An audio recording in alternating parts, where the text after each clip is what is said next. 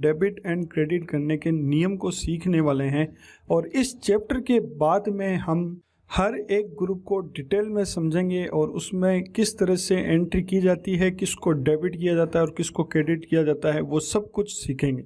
और इतना इजीली आपको समझ में आ जाएगा कि आप लाइफ में कभी भी किसी भी एंट्री को आसानी से डेबिट एंड क्रेडिट कर सकोगे। तो देखते हैं वो कौन से नियम हैं जो समझने में बिल्कुल ही आसान है। सबसे पहले हम नज़र डालते हैं उन 3 गोल्डन रूल्स ऑफ अकाउंटिंग पर जो हमें हर जगह सिखाए जाते हैं, जिसमें पहला है पर्सनल अकाउंट यानी व्यक्तिगत खाता। और ये नियम कहता है कि पाने वाले को डेबिट करो और देने वाले को क्रेडिट करो। दूसरा है रियल अकाउंट यानी वस्तुगत खाता। ये नियम कहता है कि जो वस्तु व्यापार में आए उसे डेबिट करो और जो वस्तु व्यापार से जाए उसे क्रेडिट करो। तीसरा है नॉमिनल अकाउंट यानी नाम मात्र खाता। और ये नियम कहता है कि समस्त खर्चों एवं हानियों को डेबिट करो एंड समस्त आय एवं लाभों को क्रेडिट करो। दोस्तों, यही वो रूल्स हैं जो हमें हर जगह सिखाए जाते हैं।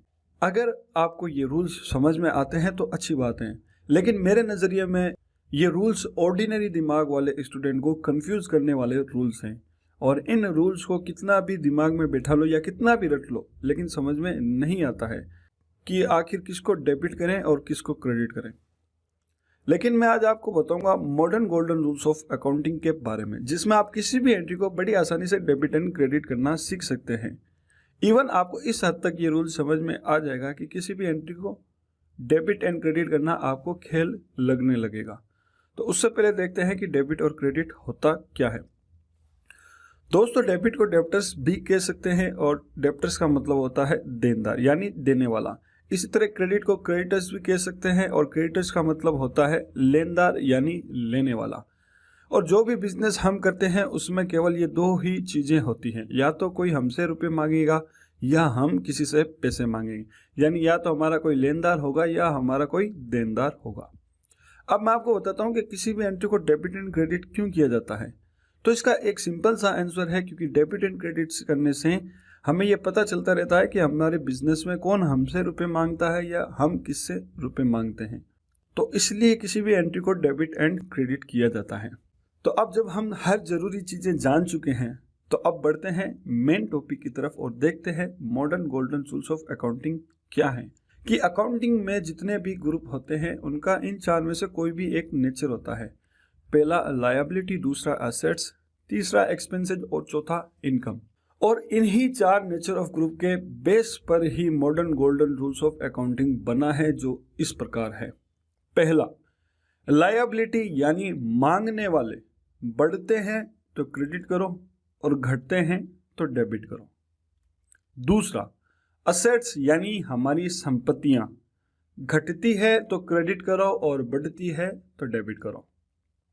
तीसरा, एक्सपेंसेस यानी व्यापार में होने वाले खर्चे बढ़ते हैं तो डेबिट करो और घटते हैं तो क्रेडिट करो। चौथा, इनकम यानी हमारी आय बढ़ती है तो क्रेडिट करो और घटती है तो डेबिट करो। तो आपको केवल इन 4 लाइनों को दिमाग में बिठाना है और आप आसानी से किसी भी एंट्री को डेबिट एंड क्रेडिट कर सकते हो। ये 4 लाइनें समझने में बहुत ही आसान है। तो ये 4 लाइनें आपको अपने दिमाग में बिठानी है और आप किसी भी एंट्री को आसानी से डेबिट एंड क्रेडिट कर सकते हो।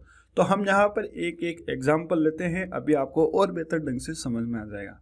पहला एग्जाम्पल, रवि से 5,000 रुपये का माल खरीदा। अब देखिए इस उदाहरण से आपको क्या समझ में आ रहा है। रवि से 5,000 रुपये का माल खरीद रहे हैं, तो रवि हमसे जो माल खरीदा है उसके बदले में 5,000 रुपये लेगा, यानी रवि हमारा लेनदार हो गया। और लेनदार का जो ग्रुप ऑफ नेचर होता है वो होता है लायबिलिटी। लायबिलिटी यानी लेने वाला या मांगने वाला। तो रवि हमारा लेनदार है, हमसे पैसे मांगेगा, हमारी लायबिलिटी जो है वो बढ़ रही है। तो नियम ये कहता है कि लायबिलिटी यानी मांगने वाले बढ़ते हैं तो क्रेडिट करो। तो यहाँ पर रवि को हम क्रेडिट कर देंगे 5,000 रुपये से, ये तो हो गया क्रेडिट। अब देखते हैं डेबिट किसको करेंगे। तो यहाँ पर हमने क्या किया, रवि से 5,000 रुपये का माल खरीदा है यानी परचेज किए। परचेज का ग्रुप ऑफ नेचर जो होता है वो होता है एक्सपेंसेस का। और यहाँ पर नियम ये कहता है कि एक्सपेंसेस यानी हमारे खर्चे बढ़ते हैं तो डेबिट करो।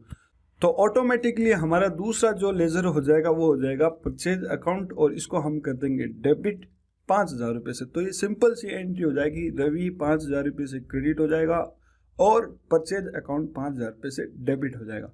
तो बहुत ही आसान है, बहुत ही इजीली हमें नियम के थ्रू पता चल गया। चलिए अब दूसरी एंट्री देखते हैं। 2,000 रुपये नगद HDFC बैंक में जमा करवाए। अब यहाँ पे देखिए जो लेजर है वो है एक तो नगद यानी कैश और दूसरा है HDFC बैंक यानी बैंक अकाउंट, और ये दोनों ही हमारी संपत्ति है। जो नगद है वो भी हमारी संपत्ति है और जो बैंक बैलेंस है वो भी हमारी संपत्ति है। तो यहाँ पर इस उदाहरण से हमें क्या समझ में आ रहा है कि मान लीजिए मेरे पास 5,000 रुपये नगद थे, उसमें से मैंने 2,000 रुपये बैंक में जमा करवा दिए। तो अब जो नगद है मेरे पास वो घट जाएगा, 5,000 रुपये की जगह 3,000 हो जाएगा, और HDFC बैंक में अगर 10,000 है तो 2,000 जमा करवाने के बाद 12,000 हो जाएंगे। तो एक संपत्ति तो मेरी घट रही है और दूसरी संपत्ति मेरी बढ़ रही है। तो अब हमारा नियम क्या कहता है वो देखते हैं। नियम कहता है कि असेट्स यानी हमारी संपत्तियां घटती है तो क्रेडिट करो और बढ़ती है तो डेबिट करो।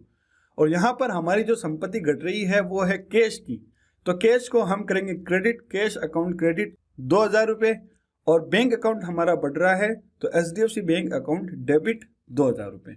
तो ये दूसरे नियम के थ्रू ये एंट्री हमारी हो जाएगी। अब हम देखते हैं तीसरी एंट्री। 8,000 रुपये नगद दुकान का किराया दिया। यहाँ पर हम क्या कर रहे हैं, दुकान का किराया दे रहे हैं यानी शॉप रेंट, और कैसे दे रहे हैं, नगद दे रहे हैं। तो शॉप रेंट जो है वो हमारा खर्चा है, और नियम हमारा ये कहता है कि एक्सपेंसेस यानी खर्चे बढ़ते हैं तो डेबिट करो और घटते हैं तो क्रेडिट करो। तो यहाँ पर हमारा दुकान का किराया जो है वो बढ़ रहा है तो हम डेबिट करेंगे शॉप रेंट 8,000 रुपये से, और उसके अपोजिट हम ये 8,000 रुपये दे रहे हैं कैश से।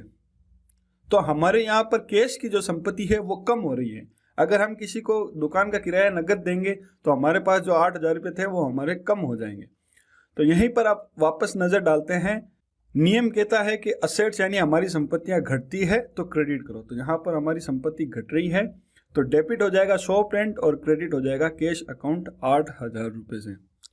चौथा नियम और देख लेते हैं। 5,000 रुपये नगद कमीशन प्राप्त हुआ। अब देखिए इस एंट्री को देखने से ही पता चल रहा है कि हमें कमीशन मिल रहा है यानी हमारी इनकम हो रही है, और वो कमीशन हमें मिल रहा है नगद यानी हमारी संपत्ति बढ़ रही है। तो अब हम नियम पर नजर डालते हैं। नियम ये कहता है कि इनकम यानी हमारी आय बढ़ती है तो क्रेडिट करो और घटती है तो डेबिट करो। तो यहाँ पर हमारे कमीशन जो है वो हमारी आय है और कमीशन हमारा बढ़ रहा है, तो कमीशन को हम कर देंगे क्रेडिट 5,000 रुपये से। और उसके अपोजिट आप देखोगे, अब मैं अगर 5,000 रुपये नगद कमीशन मिल रहा है तो हमारी जो कैश संपत्ति है वो बढ़ रही है। तो कैश हमारी संपत्ति है, और ये नियम हमारा दूसरा नियम कहता है कि असेट्स यानी हमारी संपत्तियां घटती है तो क्रेडिट करो और बढ़ती है तो डेबिट करो। तो यहाँ पर हमारी संपत्ति बढ़ रही है तो हम कैश को कर देंगे डेबिट। तो इस तरह ये एंट्री हो जाएगी, कमीशन अकाउंट क्रेडिट टू 5,000 रुपये and cash account debit to 5,000 रुपये। तो दोस्तों सिंपली आपको ये 4 नियम जो हैं वो पता होने चाहिए, और उसके साथ ही साथ में आपको ये भी पता होना चाहिए कि कौन सा लेज़र हमारी लायबिलिटी है, कौन सा लेज़र हमारी असेट्स है, कौन सा लेज़र हमारा खर्चा है और कौन सा लेज़र हमारी इनकम है। अगर ये आपको